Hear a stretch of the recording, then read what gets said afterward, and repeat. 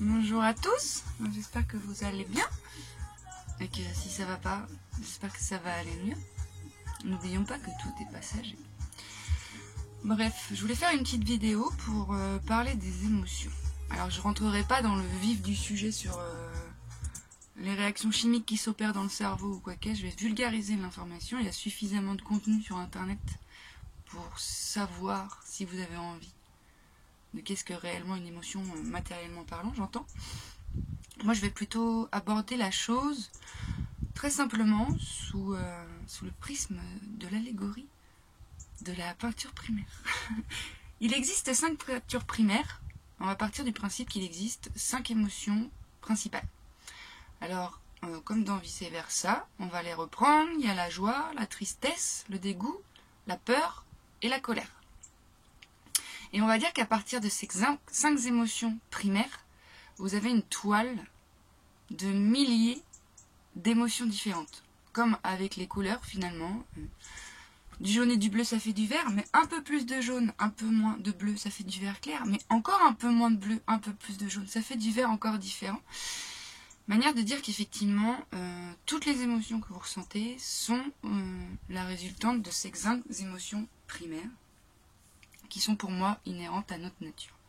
Admettons, si je prends un peu de joie et un peu de tristesse, que je les mélange, peut-être que je vais avoir de la nostalgie.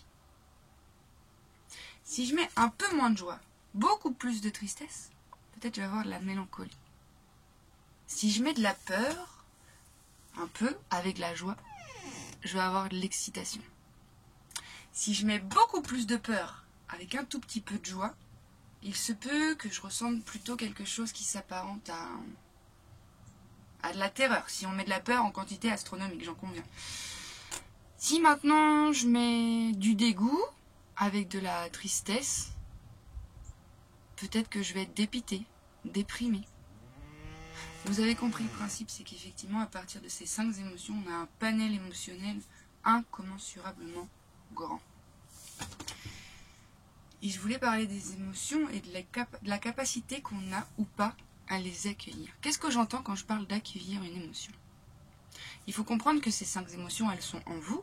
Donc quand il y a une émotion en particulier qui se matérialise, c'est pas à l'extérieur de vous. La scène qui se déroule à l'extérieur aura peut-être rendu possible et visible l'émotion, mais l'émotion elle est bien en vous. Donc si on part du principe qu'elle est en vous, c'est que c'est une partie de vous. Quand je parle d'accepter l'émotion, c'est d'accueillir et de ressentir ce qui se joue en vous sans jugement aucun. Au même titre que dans la nature, on va retrouver des situations qui plaisent moins que d'autres. Par exemple, c'est pas une tempête, une pluie diluvienne qui ne s'arrête pas pendant 3 semaines. Vous aurez beau dire c'est trop pourri, c'est nul, j'en veux pas, c'est. Et vous ne pouvez pas interagir sur les conditions extérieures.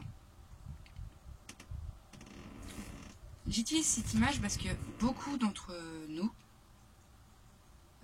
sommes conditionnés, on va pas se mentir, pour penser plutôt que ressentir, pour faire plutôt qu'être.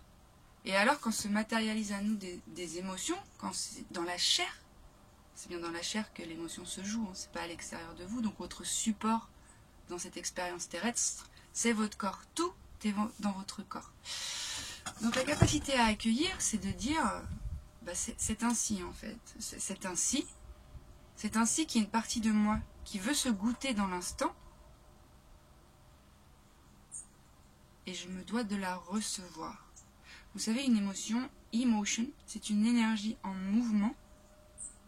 Et si je bloque le mouvement, parce que finalement j'en veux pas. Si je ferme mes volets parce que je veux pas de la pluie, mais la pluie est quand même là. Donc l'émotion c'est pareil en fait. Il y a un adage qu'on utilise dans les méthodes PIT pour dire ce à quoi tu fais face s'efface et ce à quoi tu résistes persiste. Les émotions c'est exactement pareil. Si vous ne voulez pas ressentir ce qui est présent, et vous cherchez des stratagèmes d'évitement comme la fuite, la figation, ouais je crois que ça se dit, il n'en demeure pas moins que l'émotion reste présente. Et que si vous ne voulez pas la recevoir dans cette couleur-là, alors elle va trouver une autre couleur pour vous interpeller davantage en fait. Et oui, ce à quoi tu ne fais pas face ne s'efface pas. J'utilise souvent l'allégorie en cabinet de la nature. Le soleil, c'est chouette. Un excès de soleil, ça l'est beaucoup moins. Ça fait des dégâts considérables comme la sécheresse. Et le soleil, c'est chouette, et quand bien même je voudrais le maintenir dans le ciel 24 heures sur 24, c'est pas possible. C'est ainsi, il y a une intelligence supérieure qui ne me demande pas mon avis le matin. Est-ce que je mets du soleil aujourd'hui ou pas? C'est. Sans jugement aucun, c'est. Et les émotions, c'est du même acabit en fait. Quand une émotion se matérialise, c'est. Il n'y a pas besoin de juger l'émotion. Il n'y a pas besoin de la cacher, de la refouler, de la pimper, de lui mettre un petit peu de maquillage, un petit peu un habit un peu plus chouette pour que ce soit confortable. Non, parce que vous dénaturez ce qui est.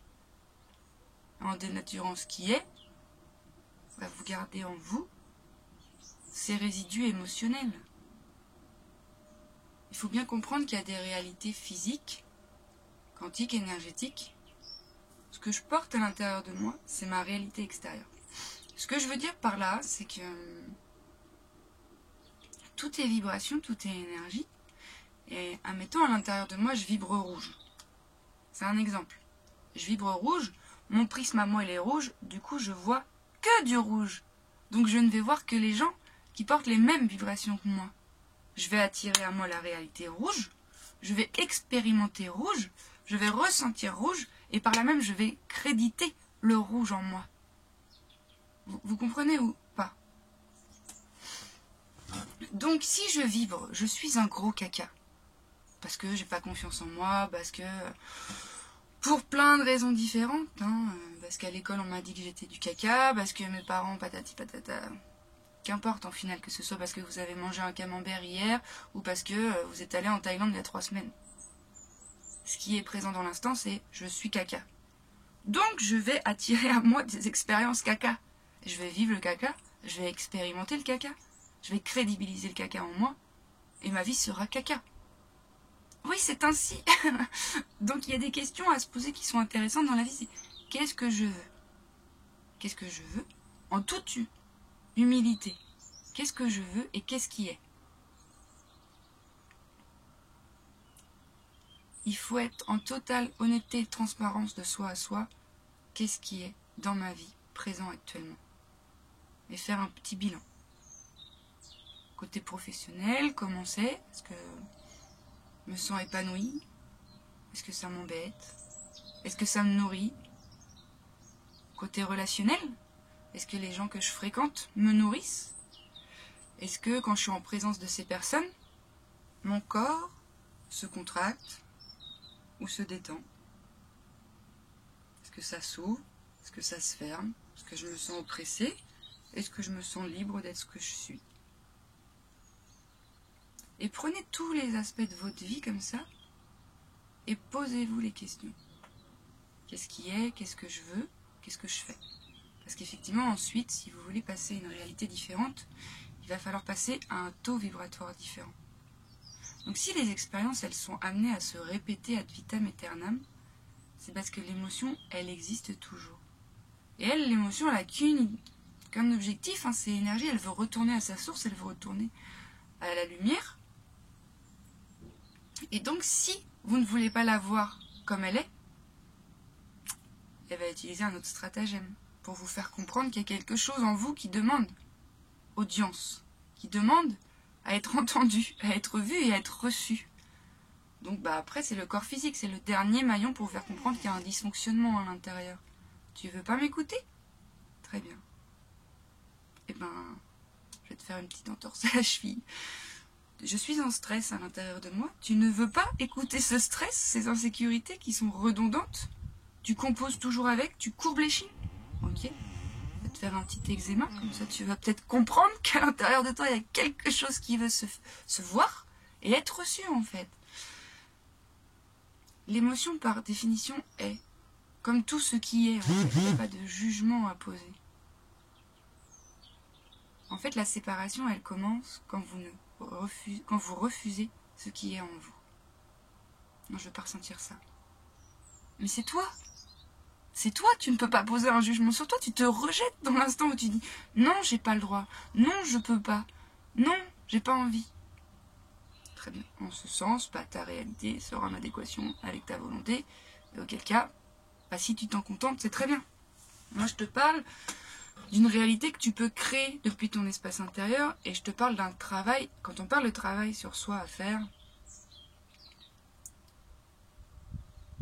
finalement, c'est devenir l'artisan, l'ouvrier de sa propre vie. Finalement, c'est retrouver son plein pouvoir pour créer ce qu'on veut. Mais avant ça, il va falloir faire le tri dans la maison. Considérez votre corps comme une maison. Vous avez bâti des fondations à cette maison, dans votre enfance, bien souvent.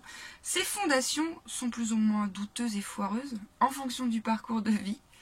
Et force est de constater qu'effectivement, même si vous avez un parcours de vie plutôt sur le papier joli, des parents aimants, une enfance agréable et tout, force est de constater qu'effectivement, le système éducatif qu'on nous propose tue tout simplement notre unicité et nous formatise et nous modélise sur un apprentissage commun, sur des devoirs communs, sur un rythme qui n'est pas du tout en adéquation avec nos besoins. Et du coup, on se retrouve à l'âge adulte.